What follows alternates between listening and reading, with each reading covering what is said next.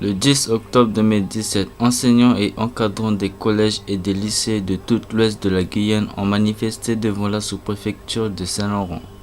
Parmi les revendications portées par le mouvement, il y a notamment la rupture des contrats aidés qui met à mal l'encadrement des élèves pour cette rentrée. On a des contrats qui ne sont pas renouvelés. Actuellement, au niveau national, on est à plus de 23 000 postes de contrats aidés qui sont supprimés. Et pour le moment, il n'y a rien qui est remis, qui va les remplacer. Ces contrats aidés, en principe, il y avait une partie formation. On sait bien que cette partie formation n'a pas été assurée.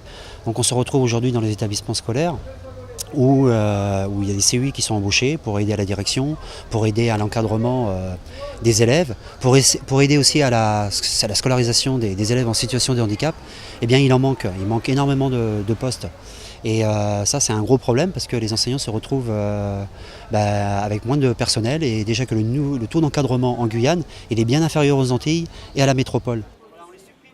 La suppression des postes des contrats aidés ne touche pas seulement l'éducation.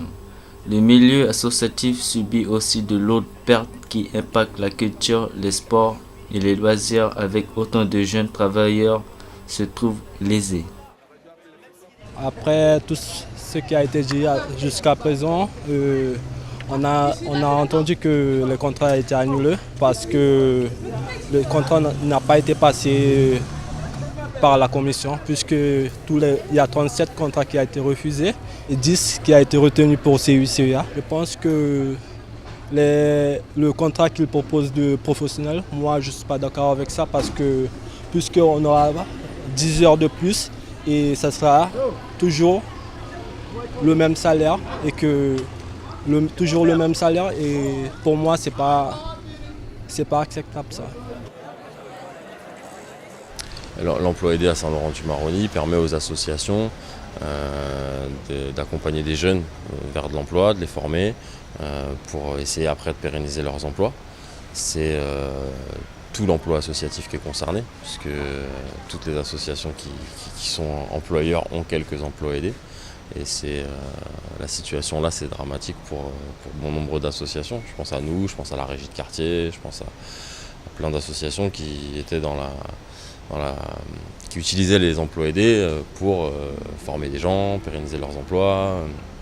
Nous, les associations, on a besoin de ce tremplin-là, de cette béquille pendant 2-3 ans pour permettre de pérenniser des postes, donc d'avoir des personnes qui sont diplômées et qui nous permettent du coup d'aller chercher d'autres subventions parce qu'on a des animateurs diplômés, parce qu'on a des personnes qui sont plus efficaces au travail, etc. Donc on peut à un moment donné payer leurs emplois sans les aides de l'État, mais si on a passé 2-3 ans là de tremplin, on ne sait pas faire. Enfin, moi en tout cas je ne sais pas faire et je ne vois pas comment trouver des solutions là-dessus.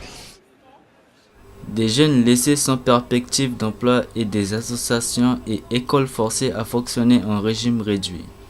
Pour l'instant, la mesure prise contre les contrats aidés handicape l'Ouest dans son fonctionnement. Une situation qui ne s'améliorera que si l'État adopte une réelle politique de développement pour l'éducation, la culture et les loisirs avec des financements adaptés.